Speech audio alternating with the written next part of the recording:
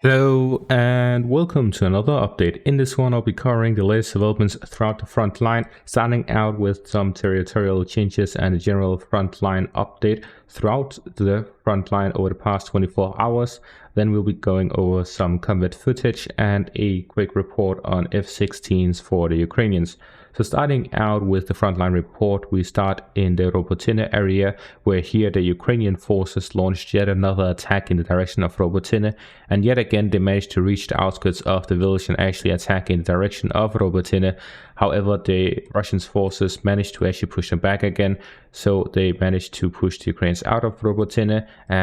However, this time around the Ukrainians managed to actually hold on to additional territory. They've managed to advance here to the east and to the north of Robotyne, gathering them this new territory. As for to the northeast of Robotyne and the Urozhaine area in the Vermelsky Ledge area, the Ukrainian forces continued their attacks in the direction of the Urozhaine village here to the east of Seremeyoske, and they've managed to capture half of the village. They've managed to cross over the river line and establish positions here, and they've managed to capture the trenches to the north of the village. This means that they now have a proper foothold within the village and have managed to push the Russians to the southern outskirts of it. So now a part of it is in the gray zone and half of it is owned by the Ukrainians, and then a bit is owned by the Russians here to the south.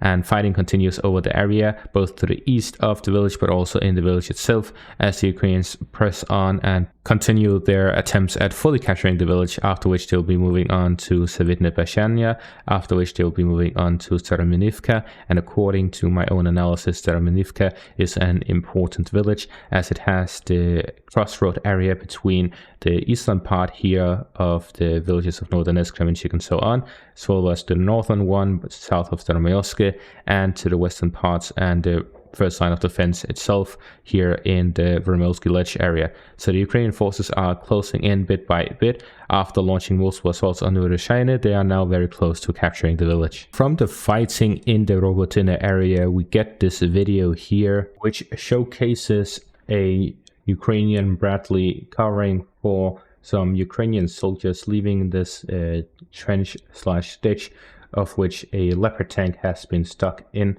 and it maneuvers around while it covers for the soldiers trying to get onto the Bradley. And the Ukrainian soldiers are leaving this trench and taking cover, diving down, as the Russian forces continuously suppress them with artillery. The Bradley drives off, leaving the soldier behind, and the soldiers laying down on the ground trying to avoid the shrapnel from the artillery. We also see this video here, which showcases in the outskirts of Robotyne some Ukrainian soldiers walking there, which showcases that the Ukrainians actually did reach the village of Robotyne. This is not something that I'm just saying. There's actual video evidence for this, but then they were pushed back from this area. We do see some Russian armored vehicles losses here as well, as they have managed to retrieve it to this area, and they were using them ahead of the village to form a wall defending the village from the Ukrainian forces. But then the Ukrainians broke through, destroyed these vehicles, but then they were again pushed out of the village. Then moving back to the Urozhaine area, we see here in this video Ukrainian Air Force launching missiles on the Russian positions within the village before the Ukrainians advanced. So they aren't just sending wave after wave, they're also doing their own artillery preparations as well as airstrikes on Russian positions. The difference is that the Russians have much more both firepower and amount of planes they can send. But when the Ukrainians focus their attacks in one place, it is enough for them to make these advances. Moving on to the Luhansk and Kharkiv area, we see here that the Russian forces made some minor advances over the past day. So fighting continues by Sinkivka. Although the Russians managed to push the Ukrainians out of the village, fighting continues in the village, as there's so much fire concentrated on the village that neither side can actually get a proper position within it. So the Ukrainians are on the southern outskirts and the Russians are on the northern outskirts, and there's heavy fighting by the village itself within it and outside of it on the flanks of it. We see the Russian forces managed to capture this part right here, this minor part to the northeast of Sinkivka, which could indicate that they are going to move from the eastern part southwards to try and push the Ukrainians from the southern parts of Sivkivka. Then we also see here to the east by Kotlyarivka, the Russians managed to actually get a foothold within the village.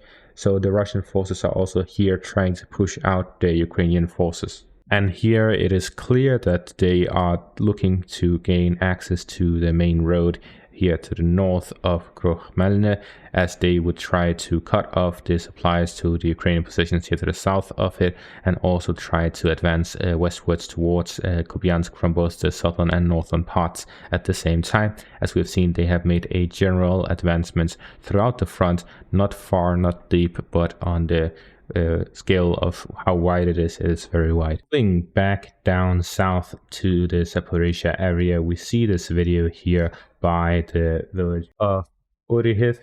We see the video showcasing Russian anti-tank gun missile launching a missile on a alleged Ukrainian Leopard tank. It is not very clear from the video that they're showing. Shakes a lot, not very clear, doesn't showcase it clearly, but according to the source that published this video, it is a Ukrainian Leopard tank. As for the Bakhmut area, we see here to the south of Bakhmut, Deep State Map released this video showcasing 4 different areas where Ukrainian FPV drones hit Russian tanks, shooting from a distance on Ukrainian positions, acting as direct artillery rather than long distance artillery. And this is actually useful, as there have been multiple videos showcasing Russian tanks launching strikes from 4+ kilometers away with extra targeting from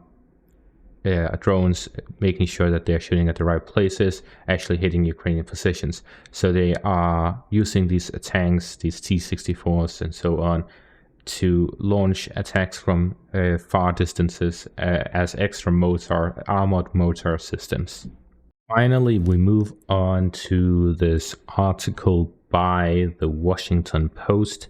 In this article, they claim that although the Ukrainians want F-16s as fast as possible, they claim that Ukrainian pilots will not have time to learn how to fly F-16s until the summer of 2024. They claim that pilots will first have to take a 4-month English language course in the UK to master the technical terms.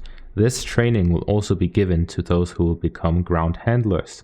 Thus, pilots will not be able to start direct summer training until in January 2024. It will end no earlier than August 2024. And if you want to learn more about the F-16s, I can't really tell you that much, but there is this channel, Millennium 7-Star History Tech. He talks a lot about airplanes. He's worked in the industry for many years, and he knows a lot about it. And he has made this 1-hour long, almost, video talking about F-16s to Ukraine and everything about that. So make sure to check out this video if you want to know more. And that is going to be all for this update. Thank you all for watching, and have a great day.